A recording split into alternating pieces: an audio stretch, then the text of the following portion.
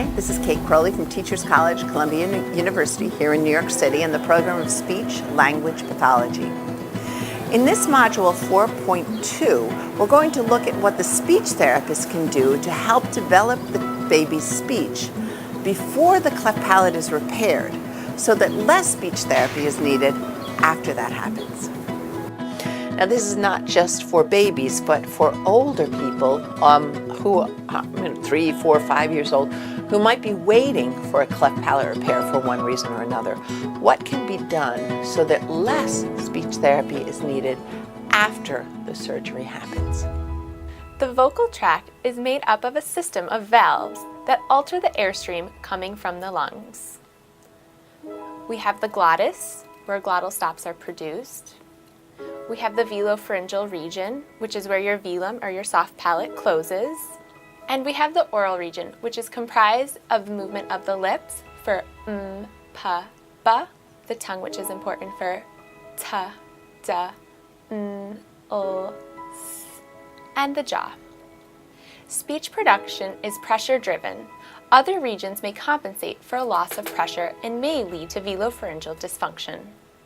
Now we are going to discuss early vocal development for all babies, those who have a cleft palate and those without a cleft palate. Prior to 6 months of age, early vocalizations are produced in the pharynx and glottis. By 6 months of age, differences are observed.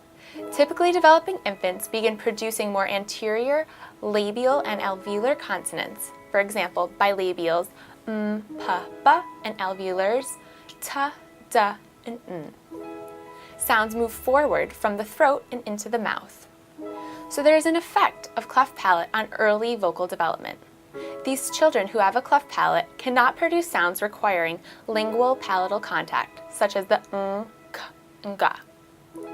They cannot direct airflow through the mouth, leading to distortions of early stop consonants, such as the b and d. They are likely to have chronic middle ear infections affecting their ability to hear sounds because of the tensor veli palatini muscle that may not be functioning due to improper insertion. Infants with unrepaired cleft palate have glottal productions which persist. So instead of typical babbling, which may include ba ba ba, da da da, they continue to make sounds such as ah or ha ha ha. Few, if any, alveolar or palatal phonemes are produced. Fewer total number of variety of consonants. Phonemic repertoire such as nasals and glides and glottals are primarily what they use, and fewer multisyllabic productions. So what can we do before the cleft palate is repaired to improve speech outcomes after the surgery? Well, the first is to reinforce babbling using sounds the baby can make correctly. And if you've been watching our video tutorials, you will know already that babies with open cleft palates can make the sounds and the w, y sounds and the vowels. So we can vocal play back and forth with ya ya ya ya ya ya da ma ma ma ma na na na na wa wa wa wa we wa wa we we we. Those sounds the baby can make, and then we can engage in vocal play, but the baby won't be frustrated because the baby can't imitate the sound the adult is making. If the baby babbles with sounds that are not part of the language, such as in English with glottal stops or sounds made in the back of the throat like the pharyngeal fricatives or the pharyngeal stops, smile and babble back with the sounds the baby can make, like na na na na na, yi yi ya ya yi, na ne na ne, wa wa woo woo woo woo. Eventually the baby will respond with the sounds the parent makes. If you babble back with the sounds the baby's making that are going to be more difficult to deal with after the cleft palate is repaired, like say the baby is going ka ka ka ka ka ka ka ka ka, and you do ka, isn't that an adorable sound? You're going to reinforce the sounds that are only being made by the baby because the baby at that point doesn't have the anatomical or physiological abilities to make those sounds. Also, you want to reinforce language. Have fun with language with your baby as you would with any other child. Remember, these babies are really no more delicate than other children. Sometimes they need more communication interactions with the parents so their language develops well. Use functional vocabulary. Use words with speech sounds that the child can make.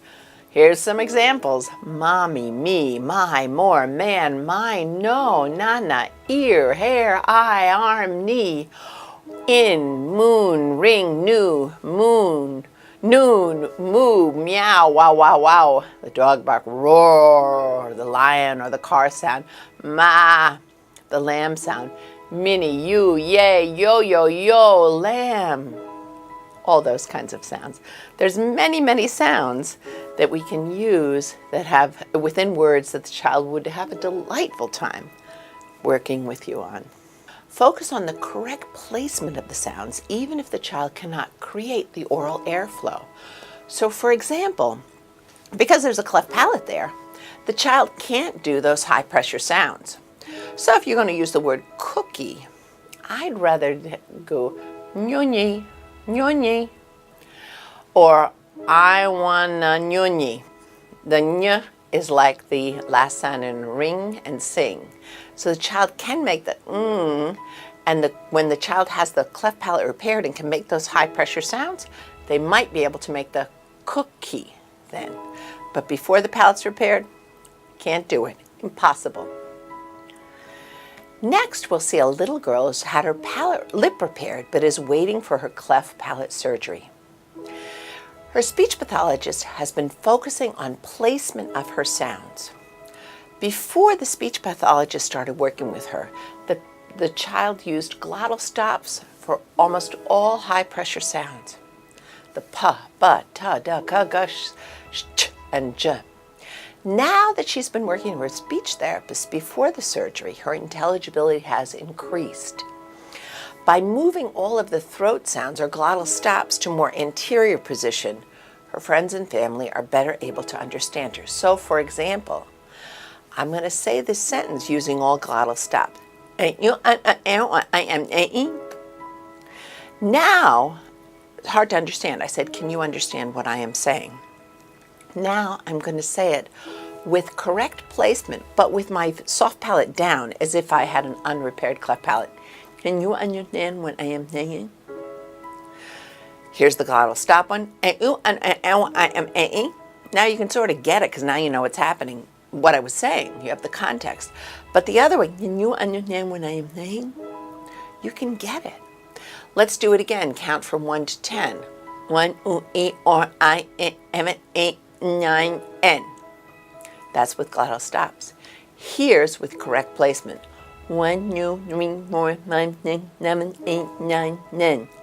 So I can't make the high pressure sounds, but boy, with good placement, my intelligibility goes way up.